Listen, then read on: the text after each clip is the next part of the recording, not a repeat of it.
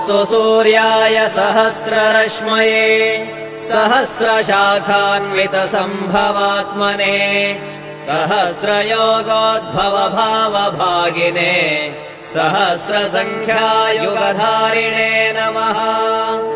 यन्मण्डलम् दीप्तिकरम् विशालम् रत्नप्रभम् तीव्रमनादिरूपम् दारिद्र्यदुःखक्षयकारणम् च पुनातु माम् तत्सवितुर्वरेण्यम्।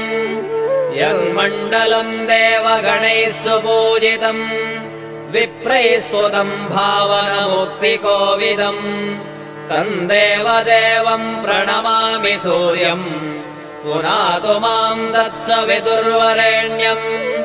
यन्मण्डलम् ज्ञानघनम् त्वगम्यम् त्रैलोक्यपूज्यम् त्रिगुणात्मरूपम् समस्ततेजोमय दिव्यरूपम् पुनातु माम् तत्सवितुर्वरेण्यम्। यन्मण्डलम् गूढमतिप्रबोधम् धर्मस्य वृद्धिम् कुरुते जनानाम् यत्सर्वपापक्षयकारणम् च पुनातु माम् तत्सवितुर्वरेण्यम्। यन्मण्डलम् व्याधिविनाशदक्षम् यदृग्यजुःसामसु सम्प्रगीतम् प्रकाशितम् येन च भूर्भुवः स्वः पुनातु माम् तत्सवितुर्वरेण्यम्।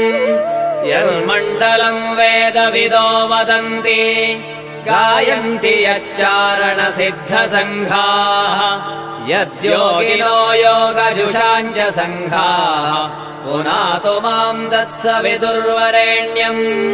यन्मण्डलम् सर्वजनैश्च पूजितम् ज्योतिश्च कुर्यादिहमर्त्यलोके यत्कालकालाद्यमनादिरूपम् पुनातु माम् तत्सवितुर्वरेण्यम्।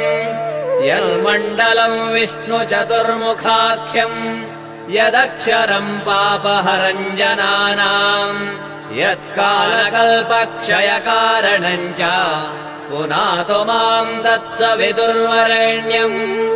यन्मण्डलम् विश्वसृजम् प्रसिद्धम् उत्पत्तिदक्षप्रलयप्रगल्भम् यस्मिन् जगत्संहरतेऽखिलम् च पुनातु माम् तत्सवितुर्वरेण्यम्। यन्मण्डलम् सर्वगतस्य विष्णोः आत्मा परम् धाम विशुद्धतत्त्वम् सूक्ष्मान्तरैर्योगपथानुगम्यम् पुनातु माम् तत्सवितुर्वरेण्यम्।